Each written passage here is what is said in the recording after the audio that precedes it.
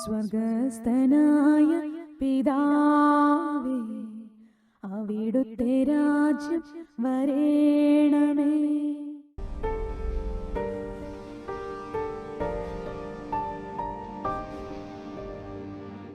പാപത്താൽ ദൈവത്തിൽ നിന്നും അകറ്റപ്പെട്ടവരായ നമ്മളെ ദൈവസ്നേഹത്തിലേക്ക് തിരികെ വിളിക്കുന്ന ഒരു കാലഘട്ടം കൂടിയാണ് ഈ നോമ്പുകാലം. കർത്താവിനെ അറിയാൻ, അവിടുത്തെ സ്നേഹം തിരിച്ചറിയാൻ, നമ്മളിലെല്ലാം സ്ഥായിയായി ദൈവത്തെക്കുറിച്ച് ചിന്തിക്കുമ്പോൾ നിൽക്കുന്ന ഒരു കാര്യമാണ് ഭയം. ദൈവത്തെ നമ്മൾ ഭയപ്പെടുകയാണ് എന്ന് പറയുമ്പോൾ പേടിക്കുകയാണ്. ദൈവം നമ്മളെ ശിക്ഷിക്കും. പഴയ നിയമത്തിലേക്ക് നോക്കിയാൽ കല്ലെറിഞ്ഞ് കൊല്ലാൻ പറഞ്ഞിട്ടുള്ള ദൈവം, അതിഭയങ്കരനായ ദൈവം, ഇങ്ങനെയൊക്കെ പറയുമ്പോൾ നമ്മുടെ ഉള്ളിൽ കിടക്കുന്നത് തന്നെ വന്നല്ല, നേരെ മറിച്ച് ഉൽപ്പത്തിയിൽ നമുക്കറിയാം ദൈവസ്നേഹത്തിലായിരുന്ന ആദവും ഹവ്വായും ദൈവമായിട്ടുള്ള നല്ലൊരു കമ്മ്യൂണിയൻ ഉണ്ടായിരുന്നു അവർക്ക്. ഏദൻ തോട്ടത്തിലൂടെ ദൈവം ഉലാത്തുന്ന ശബ്ദം കേട്ട് ദൈവത്തോടൊപ്പം ആത്മാവിൽ ആനന്ദിച്ചുകൊണ്ടിരുന്ന ഒരു ജീവിതമായിരുന്നു അവരുടേത്, ആദത്തിൻ്റെ ഹവ്വായുടേതും. നമുക്കറിയാം ഉൽപ്പത്തി 3-ാമത്തെ അധ്യായം 4 വചനങ്ങൾ നമുക്ക് കാണാം. സാത്താൻ, ദൈവത്തിന്റെ ശത്രുവായ പിശാച്, മനുഷ്യനെ ദൈവത്തിൽ നിന്ന് അകറ്റാനായി നുണ പറയുന്നത് നമുക്കറിയാം. ഈശോ പറഞ്ഞു യോഹന്നാൻ 8, അവൻ നുണയനാണ്, നുണയുടെ പിതാവാണ്, അവൻ ആദ്യം മുതലേ കൊലപാതകിയാണ്. ദൈവവുമായുള്ള സ്നേഹബന്ധത്തെ തകർത്തത് പിശാചാണ്. ഇന്നും അത് തന്നെയാണ്. ലോകത്തിൽ നമ്മൾ സ്നേഹം നഷ്ടപ്പെടുന്നത് തിന്മ അവിടെ കടന്നു വരുമ്പോഴാണ്. ദൈവവുമായിട്ടും അതുപോലെ മറ്റുള്ളവരുമായും നമ്മുടെ പ്രിയപ്പെട്ട് വളരെ സ്നേഹത്തിലായിരുന്നവരുമൊക്കെ ആയിട്ട് നമ്മൾ അകന്നു പോകുന്നതിൻ്റെ കാരണം അവിടെ തിന്മ കടന്നു വന്നുകൊണ്ടാണ്. തിന്മയാണ് അത് നമ്മൾ അറിയണം. അത് അറിഞ്ഞിട്ട് വേണം നമ്മൾ മറ്റുള്ളവരോട് വീണ്ടും ആ സ്നേഹത്തിലേക്ക് തിരികെ വരാൻ. കാരണം ദൈവം സ്നേഹമാണ്. സാത്താൻ എവിടെയോ നുഴഞ്ഞു കയറിയിട്ട് നമ്മളിലെ സ്നേഹം എടുത്തു മാറ്റി. ഒന്ന് ദൈവവുമായിട്ടുള്ള ഏദൻ തോട്ടത്തിൽ നമുക്കറിയാം, ഹവ്വായോട് സാത്താൻ പറഞ്ഞ നുണ, ഈ ഒരു പഴം, ആ ഏദൻ തോട്ടത്തിലെ ആ മരത്തിന്റെ ചുവട്ടിലായിരുന്നു തിന്മയുണ്ടായിരുന്നു. തിന്മയെ ദൈവം അനുവദിച്ചിരുന്നത്. വേറെങ്ങും പോകാൻ തിന്മയെ, സാത്താനെ ദൈവം അനുവദിച്ചിരുന്നില്ല, പിശാചിനെ ദൈവം അനുവദിച്ചിരുന്നില്ല. അപ്പൊ അതുകൊണ്ട് തന്നെയാണ് ദൈവമായ കർത്താവ് ആദത്തോട് പറഞ്ഞത്, ആ ഒരു മരത്തിന്റെ അടുത്തേക്ക് നിങ്ങൾ പോകരുത്, ആ മരത്തിന്റെ പഴം തിന്നുന്ന ദിവസം നിങ്ങൾ മരിക്കും എന്ന് പറയുമ്പോൾ നമ്മൾ മനസ്സിലാക്കേണ്ടത് ആ മരത്തിനോ മരത്തിന്റെ പഴത്തിനോ കുഴപ്പമൊന്നുമില്ല. പക്ഷേ ആ മരത്തിനടുത്തുണ്ടായിരുന്ന തിന്മയുടെ സ്വാധീനമായിരുന്നു കുഴപ്പം. അപ്പൊ അതുകൊണ്ട് തന്നെയാണ് അത് പറയാതെ ദൈവമായ കർത്താവ് പറഞ്ഞു, ആ മരത്തിന്റെ അടുത്തേക്ക് പോകരുത്, അതിന്റെ പഴത്തിൽ തൊടുക പോലും അരുത്, തിന്നാൽ ആ ദിവസം നിങ്ങൾ മരിക്കുമെന്നാണ്. എന്ന് പറയുമ്പോൾ ആ മരത്തിന്റെ അടുത്തേക്ക് പോയാൽ ഞാനും നിങ്ങളുമായുള്ള ബന്ധം അവസാനിക്കും, നിങ്ങളിലെ നിത്യജീവൻ നഷ്ടപ്പെടും, നിങ്ങൾ സാത്താന്റെ അടിമയായിത്തീരും, സ്നേഹം നിങ്ങൾക്ക് നഷ്ടപ്പെടും. സ്നേഹമാണ് ദൈവം. അവിടെ നമുക്കറിയാം, ഒരു ദിവസം ഹവ്വ അതിലൂടെ മനഃപൂർവ്വമൊന്നുമല്ല, ദൈവത്തെ ലംഘിക്കാൻ വേണ്ടിയൊന്നുമല്ല, ദൈവവചനം ലംഘിക്കാൻ വേണ്ടി അതിലൂടെ നടന്നു പോയപ്പോൾ ഇങ്ങനെയാണ് സാത്താൻ. ഇന്ന് ആരിലൂടെയെങ്കിലുമൊക്കെ സംസാരിക്കും, കുഴപ്പമൊന്നുമില്ല, അതിനെന്താ കുഴപ്പമില്ലല്ലോ, അപ്പോൾ എല്ലാവരും അങ്ങനെയൊക്കെ ചെയ്യുന്നതല്ലേ, അല്ലെ, ഒന്ന് കുമ്പസാരിച്ചാൽ പോരെ, ഇങ്ങനെയല്ലേ, ഇതൊക്കെയല്ലേ ജീവിതം എന്നുള്ള സ്വരം കേൾക്കുമ്പോൾ അറിയാതെ അടുത്തേക്ക് ചെല്ലുവാനായിട്ടും, അടുത്ത് ചെല്ലുമ്പോൾ അത് ആകർഷകമാണെന്ന് തോന്നി അതിലൊരു പഴം സാത്താൻ അതിൻ്റെ കമ്പ് ചായച്ചു കൊടുത്തു. ഹവ്വ അത് പറിച്ചു, അത് തിന്ന് വളരെ മനോഹരമാണെന്ന് തോന്നി. പാപത്തിൻ്റെ രീതി ഇങ്ങനെയാണ്. എന്നിട്ട് അത് തിന്നു കഴിഞ്ഞപ്പോൾ തോന്നി ഭർത്താവിനും ഉണ്ട് കൊടുത്താണ്. പാപം നമ്മുടെ തലമുറകളിലേക്ക്, അല്ലെ മറ്റുള്ളവരിലേക്ക്, നമ്മളുടെ ജീവിത പങ്കാളിയിലേക്ക് നമ്മുടെ പാപം നമ്മൾ കൈമാറുന്നുണ്ട്. നമ്മുടെ മക്കളിലേക്ക് നമ്മുടെ പാപം നമ്മൾ കൈമാറുന്നുണ്ട്. അത് ഭയമായി, ഉത്കണ്ഠയായി, ഡിപ്രഷനായി, നിരാശയായി, കുറ്റബോധമായി, ആത്മഹത്യാ പ്രവണതയായി ഇന്ന് അനേക രീതിയിൽ അത് വെളിപ്പെട്ട് കാണുന്നുണ്ട്. ഓടി ഒളിക്കുന്ന, ദൈവസന്നിധിയിൽ നിന്ന് അകന്നു പോകുന്ന, നമുക്കറിയാം ഈ ഹവ്വായിലുണ്ടായിരുന്ന സ്വാധീനം, അല്ലെങ്കിൽ ആ പാപത്തിന്റെ സ്വാധീനം ആദത്തിലേക്ക് കൈമാറി. ആദത്തിനും ആ പഴത്തിന്റെ പകുതി കൊടുത്തു എന്നൊക്കെ പറയുമ്പോൾ ആദത്തിലേക്ക് അത് നമ്മൾ മനസ്സിലാക്കാം. നമ്മുടെ കുടുംബ ജീവിതത്തിൽ അതാണ് ഇന്നലെ കഴിഞ്ഞ ദിവസം നമ്മൾ ചിന്തിച്ചതില്ല. 1 കൊരിന്തോസ് 7-ാമത്തെ അധ്യായത്തിൽ 2 പേരും കൂടെ ആണെങ്കിൽ ആ കുടുംബം തകർന്നു നശിച്ചു. 2 പേരും ഒരുപോലെ പാപത്തിന് അടിമയായി പോയാൽ ആ കുടുംബം തലമുറകൾ നശിച്ചു പോകും. 1 കൊരിന്തോസ് 7:14 പറയുന്നുള്ളൂ, അവിശ്വാസിയായ ഭർത്താവ് വിശ്വാസിനിയായ ഭാര്യ മൂലം വിശുദ്ധീകരിക്കപ്പെടുന്നു എന്ന് പറയുമ്പോൾ ഭർത്താവിനെ ക്രമേണ ക്രമേണ ക്രമേണ വിശുദ്ധിയിലേക്ക് ആ ഭാര്യയിലൂടെ ദൈവം കൊണ്ടുവന്നുകൊണ്ടിരിക്കുകയാണ്. ഇതിനാണ് വിവാഹം നടന്നത്. പലപ്പോഴും നമ്മൾ പറയും, ഇങ്ങനെ എന്തിനാണ് എൻ്റെ ജീവിതത്തിൽ ഒരു കുരിശ് കിട്ടിയത്, എൻ്റെ ജീവിതത്തിൽ ഇങ്ങനെ എന്തിനാണ് ഒരു ഭാരം എന്ന് പറഞ്ഞപ്പോൾ യേശു കുരിശെടുത്തതിൻ്റെ ഒരു ഭാരം തന്നെയാണ്. അവൻ മനുഷ്യവർഗത്തെ രക്ഷിക്കാൻ വേണ്ടിയിട്ടാണ് അതികഠോരമായ വേദനയും ഭാരവും മനപ്രയാസവുമാണ് ആ കുരിശ്. മനുഷ്യവർഗത്തിന്റെ പാപഭാരം മുഴുവനും തന്റെ ചുമലിലേറ്റ കർത്താവും. ഇന്ന് നമ്മൾ അവനോടൊപ്പം ആയിരിക്കുമ്പോൾ നമ്മിലൂടെ അവൻ അനേകരെ നേടുകയാണെന്നും അവന്റെ ആത്മാവ് നമ്മളിൽ ഉള്ളത് കൊണ്ട്, ഇത് അനാദിയിലെ കണ്ടുകൊണ്ടാണ്. നമ്മൾ പലരെയും പരാതി പറയും. ഒന്നെങ്കിൽ പറയും അത് നമ്മുടെ കല്യാണം ആലോചിച്ച അല്ലെങ്കിൽ അപ്പൻ്റെ അമ്മയുടെ കുഴപ്പമാണ്, അവർ ഈ ആലോചന നടത്തിയത്, അല്ലെങ്കിൽ ദല്ലാളിന്റെ കുഴപ്പമാണെന്നൊക്കെ പറയും. ഒന്നുമല്ല, അനാദിയിലെ ദൈവം, തോബിത്ത് പറഞ്ഞതുപോലെ ഇത് അനാദി മുതലേ ദൈവം നിനക്കാൻ നിശ്ചയിക്കപ്പെട്ട, നീ അവളെ രക്ഷിക്കും, അല്ലെ നീ അവനെ രക്ഷിക്കും. ആത്മാവിനെ നിത്യതയിൽ എത്തിക്കാനുള്ളൊരു പദ്ധതിയാണ്. പലപ്പോഴും നമ്മൾ ചിന്തിച്ചാണത്. അപ്പം ഏദൻ തോട്ടത്തിൽ നമ്മൾ കാണാം, ആദം ഹവ്വായും ഒന്ന് അവരുടെ ഉള്ളിലുണ്ടായിരുന്ന സ്നേഹം നഷ്ടപ്പെട്ടു. ദൈവം ഈ പഴം തിന്നു കഴിഞ്ഞപ്പോൾ, തിന്മയുടെ വാക്ക് കേട്ട് കഴിഞ്ഞപ്പോൾ അവരുടെ ഉള്ളിലേക്ക് ആ തിന്മയുടെ സ്വാധീനം കടന്നു വന്നു. അവർ രണ്ടുപേരും ദൈവത്തിന്റെ സ്വരം കേട്ടപ്പോൾ ഓടി ഒളിക്കുകയാണ്.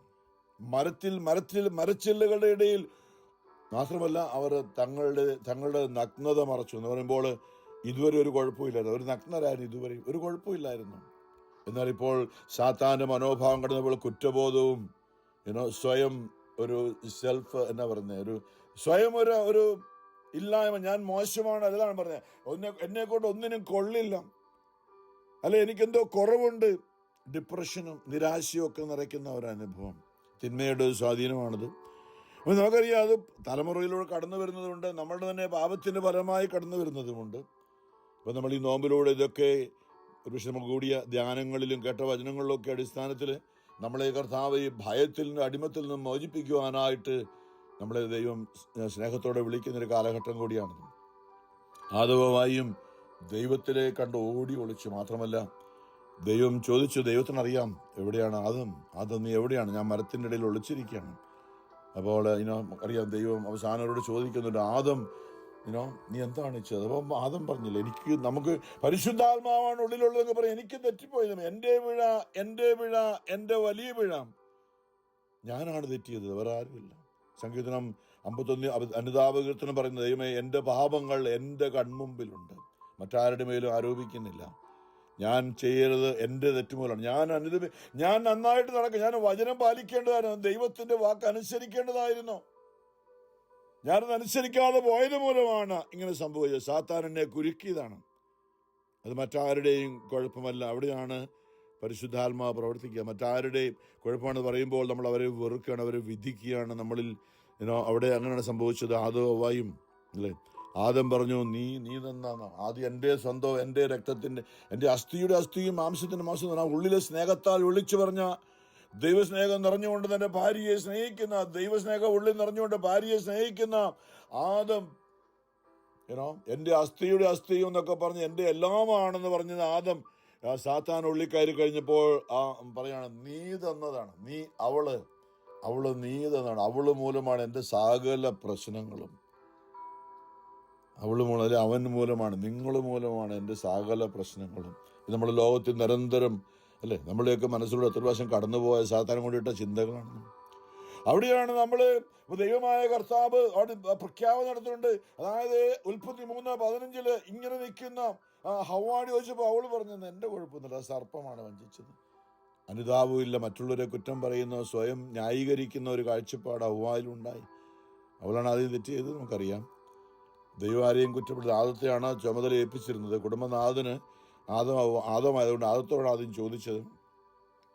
അപ്പം നമ്മൾ ഈ ഒരു മേഖല അറിയണം. നമ്മളുടെ ജീവിതത്തിൽ ഈ ഒരു മേഖല ഇന്നുമുണ്ട്.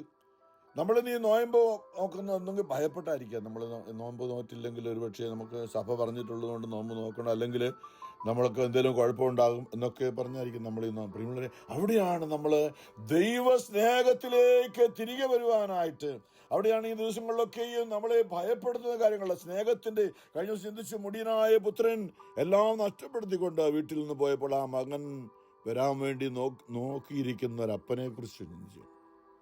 അവൻ വന്നു കഴിഞ്ഞപ്പോൾ അപ്പൻ്റെ കരുണയും സ്നേഹവുമായ അപ്പൻ അവന് വേണ്ടി വിരുന്നൊരുക്കുന്നതും അവനെ സ്വീകരിക്കുന്നതൊക്കെ നമ്മൾ കാണുന്നുണ്ട്. ഇന്നലെ നമ്മൾ ചിന്തിച്ചത് ബെത്സയിദ കുളക്കടവിലെ രോഗിയെക്കുറിച്ചായിരുന്നു. അതായത് 38 വർഷമായി ആ കുളക്കടവിൽ, ആ കുളത്തിലെ ദൂതൻ ഇറങ്ങിയിട്ട് വെള്ളം ഇളക്കിയിരുന്നപ്പോൾ ആദ്യം ആ കുളത്തിൽ ഇറങ്ങി ആൾക്ക് സൗഖ്യം കിട്ടിയിരുന്നു. എന്നാൽ ജന്മന ശരീരം മുഴുവൻ തളർന്നു കിടക്കുന്നൊരു ആരുമില്ല സഹായിക്കാനായിട്ട്. എപ്പോഴെങ്കിലും എങ്ങനെയെങ്കിലും വെള്ളത്തിൽ ഇറങ്ങി സൗഖ്യം കിട്ടാമെന്ന് കരുതി ആ മനുഷ്യൻ 38 വർഷമായി അവിടെ കിടക്കണം കുളക്കടവിൽ. ഒരു പ്രാവശ്യവും വെള്ളം ഇളകുന്നതും തന്നെ ഇറക്കാൻ ആളില്ലല്ലോ, ആരെങ്കിലുമൊക്കെ ഇറങ്ങി സൗഖ്യം പ്രാപിക്കുന്നത് കണ്ടുകൊണ്ട് പ്രത്യാശയോടുകൂടി നിരാശപ്പെട്ടില്ല, അവിടെ കിടക്കുകയാണ്. യേശുവിന്റെ നമ്മൾ ചിന്തിച്ചു മാമോദീസായുടെ വെള്ളം ഇന്നലെ വെള്ളത്തിലൂടെ എസെക്കിയേൽ 47 ദേവാലയത്തിൽ പുറപ്പെടുന്ന ജീവജലത്തിന്റെ അരുവിയെ കുറിച്ച്, അതായത് അന്ന് ദേവാലയത്തിന്റെ അടിയിൽ നിന്നാണ് എസെക്കിയേൽ ആ വെള്ളം ഒഴുകുന്നത് കണ്ടെങ്കിൽ, പഴയ നിയമത്തിലെ കരിമ്പാറയിൽ നിന്നാണ് വെള്ളം പുറപ്പെട്ടതെങ്കിൽ, ഇന്ന് യേശു കാൽവരിയിലെ ക്രൂശിതനായി കിടക്കുന്ന ആ കർത്താവിന്റെ ചങ്കിലെ കുന്തം കൊണ്ട് ഒരാൾ കുത്തിയപ്പോൾ അതിൽ നിന്നും പുറപ്പെട്ട രക്തവും ജലവുമാണെന്ന് സഭയിലൂടെ ഒഴുകിക്കൊണ്ടിരിക്കുന്നത്. കരുണയായി, കൂദാശിയായി, സ്നേഹമായി നമ്മളെ നിത്യജീവന്റെ ഫലമായി നിത്യജീവൻ ലഭിക്കാൻ, പാപമോചനം ലഭിക്കാൻ അവന്റെ കരുണയും സ്നേഹവും, ഡിവൈൻ മേഴ്സി അവനിൽ നിന്ന് പുറപ്പെട്ടുകൊണ്ടിരിക്കുകയാണ്. അവനിന്ന് സഭ ഈ ഭൂമിയിലുള്ളപ്പോൾ അവനിൽ നിന്ന് പുറപ്പെടുന്ന കരുണയും സ്നേഹവുമാണ് കുദാശയായി ദൈവസ്നേഹമായി നമുക്കും ലഭിച്ചുകൊണ്ടിരിക്കുകയാണ്. അന്ന് പാറയിൽ നിന്ന് വെള്ളം കിട്ടിയെങ്കിൽ, അന്ന് ദേവാലയത്തിൻ്റെ അടിയിൽ നിന്ന് വെള്ളം ഒഴിയെങ്കിൽ, ഇത് യേശു തന്നെ തൻ്റെ ഹൃദയം ചങ്കു തുറന്നുകൊണ്ട് കാൽവരി കുരിശിൽ നമുക്കായി രക്തം അല്ലെ ജലം ഒഴുക്കിക്കൊണ്ട് അവനിലൂടെ നമുക്കിന്ന് അവനിലായിരിക്കുന്ന ആ ജീവജലത്തിന്റെ അരുവിയിൽ അവനിലായിരിക്കുമ്പോൾ നമുക്ക് ജീവനുണ്ട്, നമുക്ക് സൗഖ്യമുണ്ട്, നമുക്ക് വിടുതലുണ്ട്, നമുക്ക് ആനന്ദമുണ്ട്, പ്രത്യാശയുണ്ട്. അതൊക്കെയാണ് നമ്മൾ ചിന്തിച്ചത്. ഇന്നും അതാണ്.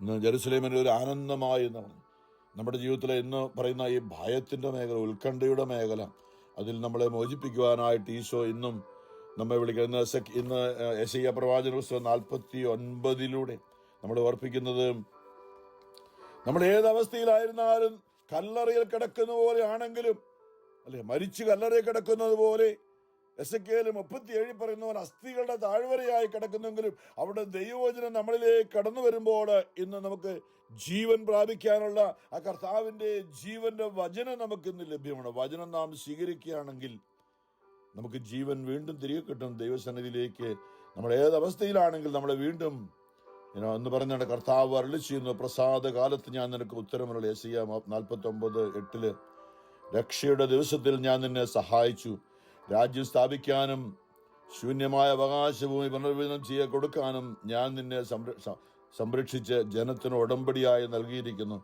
യേശുവിനെ കുറിച്ചുള്ള പ്രവചനമാണ്. കർത്താവിന്റെ ദാസൻ എന്ന് പറഞ്ഞ രണ്ടാമത്തെ പ്രവചനം യെശയ്യാ 49 ബന്ധിതരോട് പുറത്തു വരാനും അന്ധകാരത്തിലുള്ളവരോട് വെളിച്ചത്ത് വരാനും ഞാൻ പറഞ്ഞു.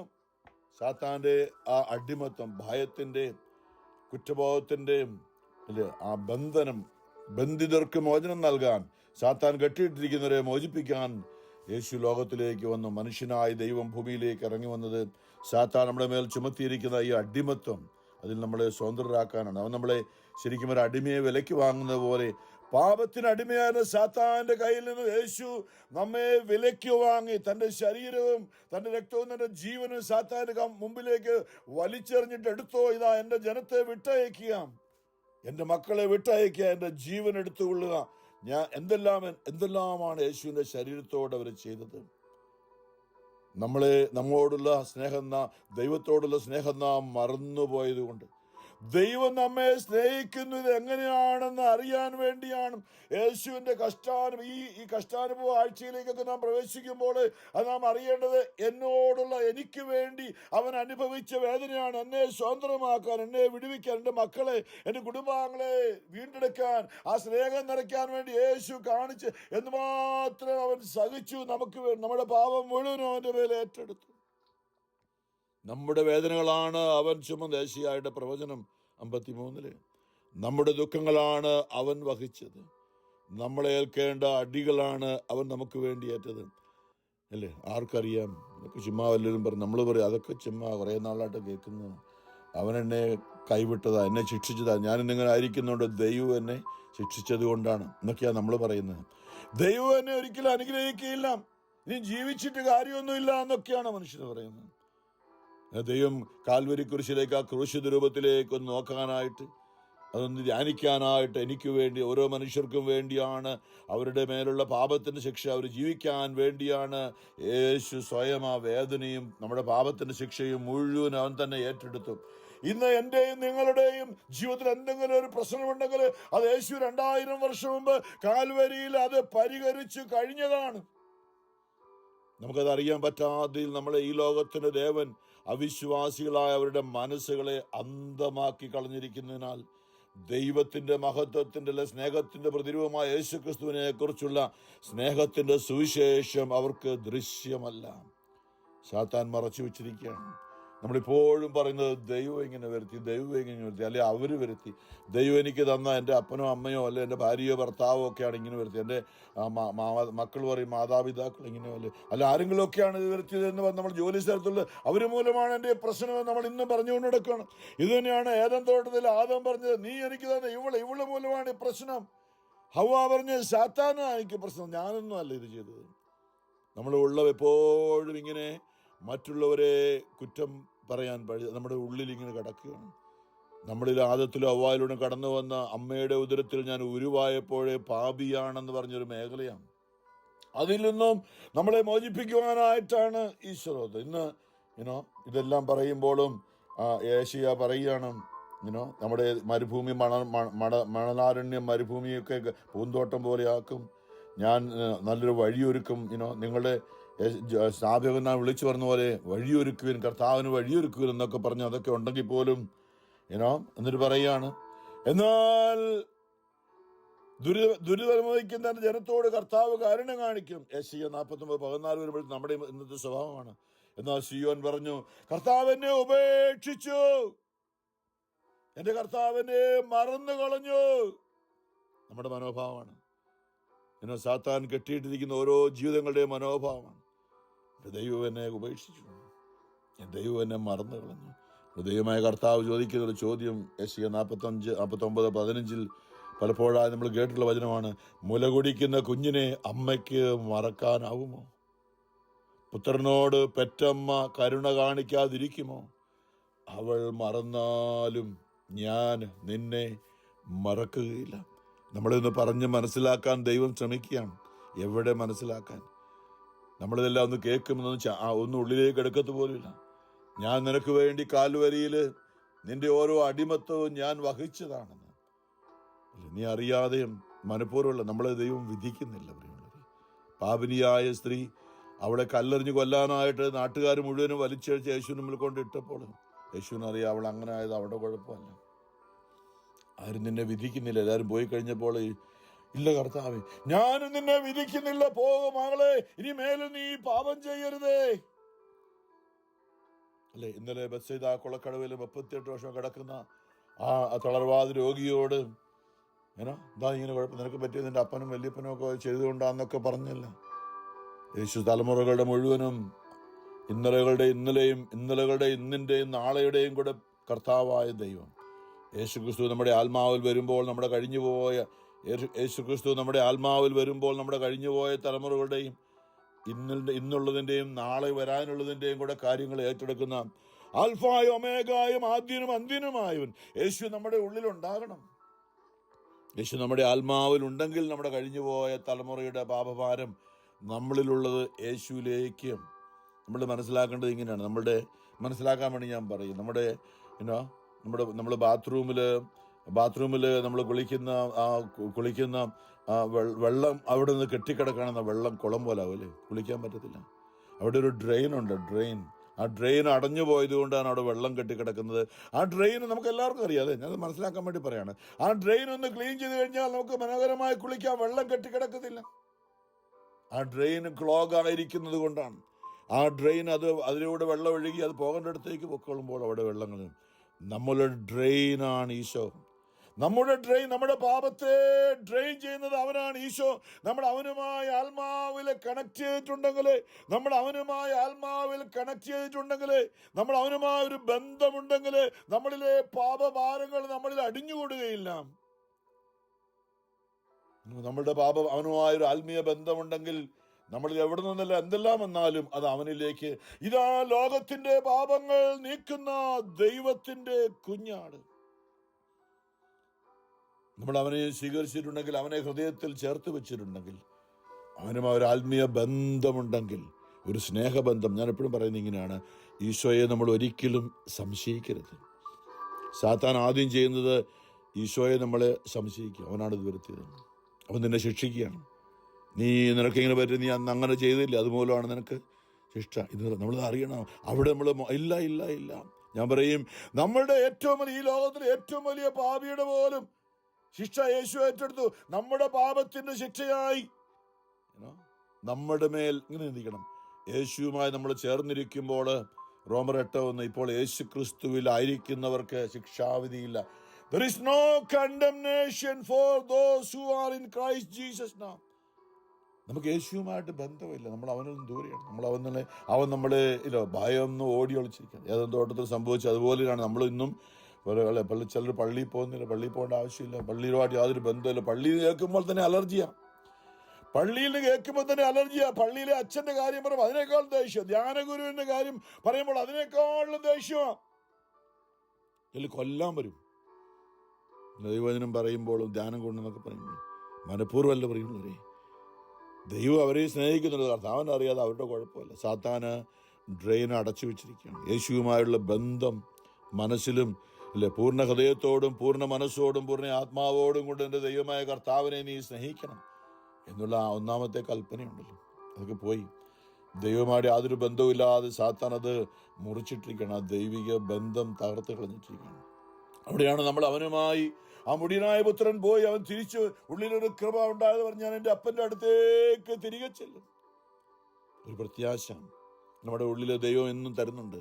റോമർ 5 പറയുന്നുണ്ട്, കഷ്ടത സഹനശീലം ആത്മധൈര്യം പ്രത്യാശയും നമുക്ക് നൽകും. പ്രത്യാശ നമ്മെ ഒരിക്കലും നിരാശരാക്കുന്നില്ല. പ്രത്യാശ നമ്മളെ ഒരിക്കലും ദൈവത്തിൽ നിന്ന് അകറ്റി നിർത്തുന്നില്ല. എന്നാലും എൻ്റെ ദൈവം എന്നെ കൈവിടുകയില്ല എന്നുള്ളൊരു ചിന്ത നമ്മുടെ ഉള്ളിൽ നൽകുന്നത് ഈ ദൈവത്തിൻ്റെ നമ്മോടുള്ള കരുണയാണ്, സ്നേഹമാണ്. ഇന്നത്തെ സങ്കീർത്തനങ്ങളിലൊക്കെ അതാണ് നമ്മൾ കേൾക്കുന്നത്. കർത്താവ് കൃപാലുവും, സംഗീതം 145 ആഗോള സഭയിലെ കർത്താവ് കൃപാലുവും കരുണാമയനും ക്ഷമാശീലനും സ്നേഹസമ്പന്നനുമാണ്. കർത്താവ് എല്ലാവർക്കും നല്ലവനാണ്. തൻ്റെ സർവ സൃഷ്ടിയുടെ മേൽ അവിടുന്ന് കരുണ ചെയ്തു. ഏറ്റവും വലിയ പാപി, ഞാൻ പാപികളെ തേടിയാണ് വന്നത്, നീതിമാന്മാരെ തേടി അല്ല. ഏറ്റവും വലിയ പാപിയായ നമ്മെ ഓരോരുത്തരും തേടിയാണ് ഈശോ വന്നത്. ഇന്നും തേടിക്കൊണ്ടിരിക്കുകയാണ്. ഇന്നും നമ്മളെ വിളിച്ചുകൊണ്ടിരിക്കുകയാണ്. ആ കർത്താവിൻ്റെ സ്നേഹമൊന്നും ഒരു നിമിഷം വചനം അല്ലെങ്കിൽ അവൻ്റെ വാക്കൊന്ന് കേൾക്കാനായിട്ട് എനിക്ക് ഇന്ന് ഇസ്രായേൽ ജനം പറഞ്ഞതുപോലെ ഇല്ല, അവിടുന്ന് തന്നെ ഉപേക്ഷിച്ചില്ല. ഞാൻ നിന്നെ ഒരിക്കലും എബ്രായർ 13:5 പറയുന്നുണ്ട്, ഞാൻ നിന്നെ ഒരു വിധത്തിലും ഉപേക്ഷിക്കുകയില്ല, ആരാണെങ്കിലും. പിന്നെയുള്ളവരെ, അപ്പൊ ഇന്ന് നമ്മള് ഈ റോമറിൽ 8 പൗലോസ് പോലെ യേശുക്രിസ്തുവിലായിരിക്കുന്നവൻ അല്ലെങ്കിൽ യേശുക്രിസ്തുവിലായിരിക്കും ശിക്ഷാവിധിയില്ല. കാരണം നമ്മളിലുള്ള പാപത്തിന് ശിക്ഷ അവൻ ഏറ്റെടുത്ത് കഴിഞ്ഞാണ്. അവനുമായി നമുക്ക് കണക്ഷൻ ഉള്ളത് കൊണ്ട് എന്തു പാപം നമ്മളെ അനുദപിച്ച്, നമ്മൾ മനുഷ്യരാണ്, വീണുപോകും. മനുഷ്യരാണ്, ഇന്നും പാപം ചെയ്യാൻ സാധ്യതയുണ്ട്. നമ്മൾ ശരീരത്തിൽ ജീവിക്കുന്നുണ്ട്. കാരണം ശരീരത്തിലുള്ള വിചാരങ്ങൾ നമ്മളെ കൊണ്ട് പാപം ചെയ്യിക്കാൻ സാധ്യതയുണ്ട്. നോട്ടത്തിലും ചിന്തയിലും മനസ്സാ വാച കർമ്മണ.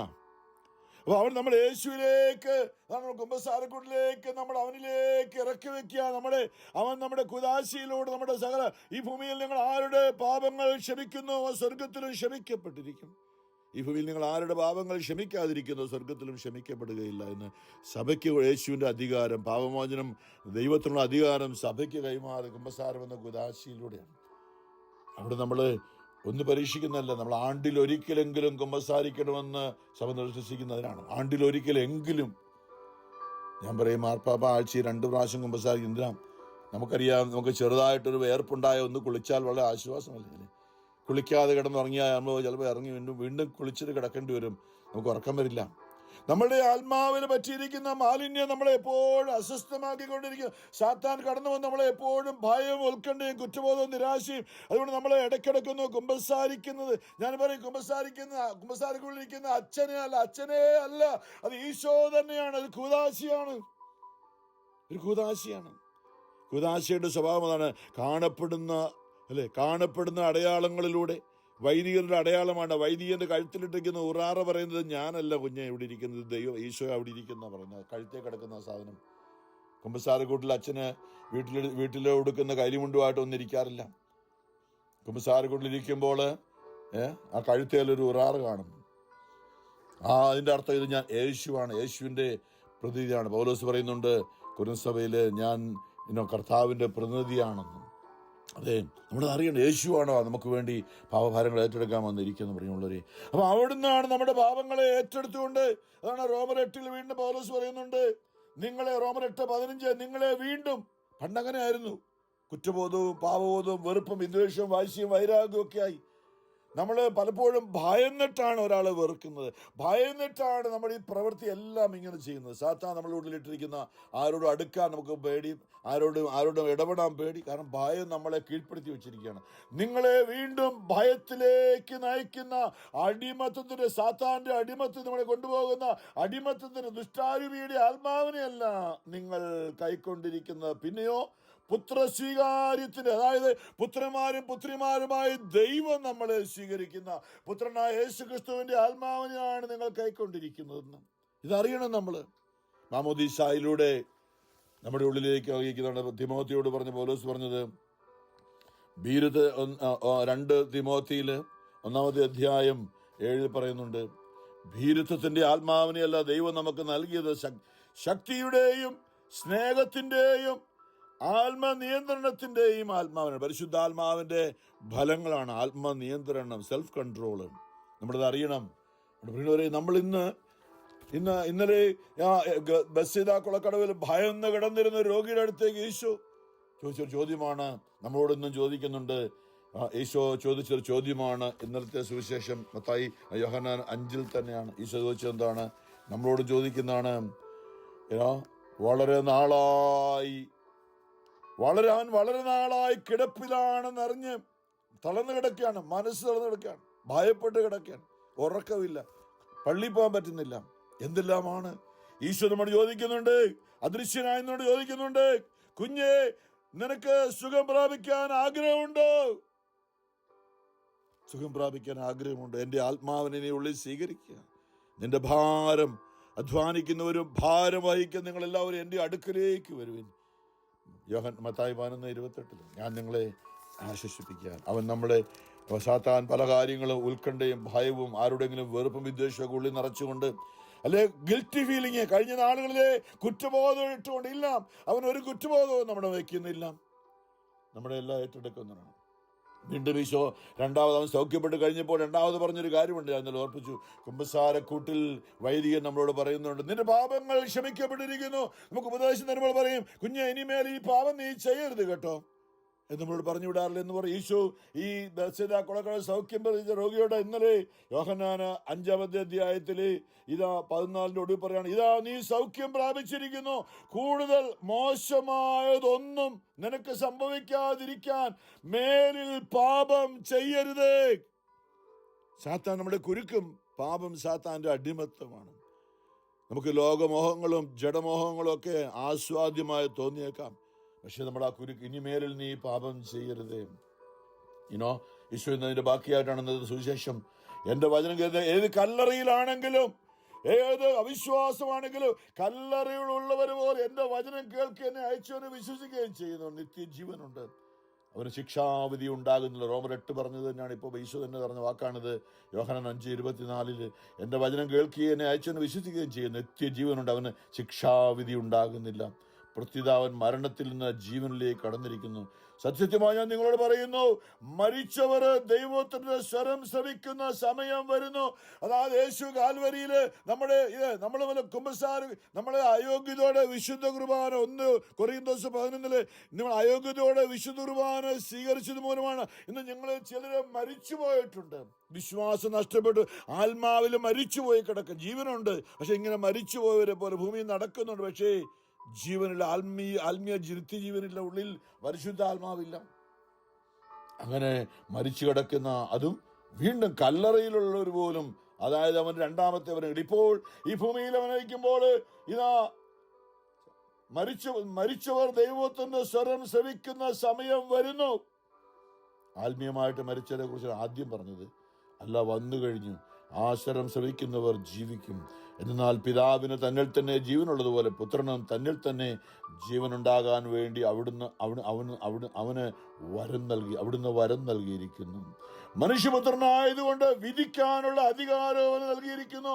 ഇതിൽ നിങ്ങൾ വിസ്മയിക്കേണ്ട. എന്തെന്നാൽ ഇതാണ് യോഹന്നാൻ 5:28 അവൻ രണ്ടാമത്തെ വരവിൽ വാനമേഘങ്ങളിൽ കാഹള ധ്വനിയോടെ ദൂതന്മാരുടെ അകമ്പടിയോടെ വരുമ്പോൾ, അന്ന് മരിച്ച കല്ലറയില് നമ്മുടെ ശരീരം കല്ലറയിൽ കിടക്കുന്ന അവസ്ഥയില് അവന്റെ സ്വരം കേൾക്കുമ്പോൾ, കാഹള ധ്വനി ജയിക്കുമ്പോൾ, എന്നാൽ കല്ലറകളിൽ ഉള്ളവരെല്ലാം അവന്റെ സ്വരം ശ്രവിക്കുന്ന സമയം വരുന്നു.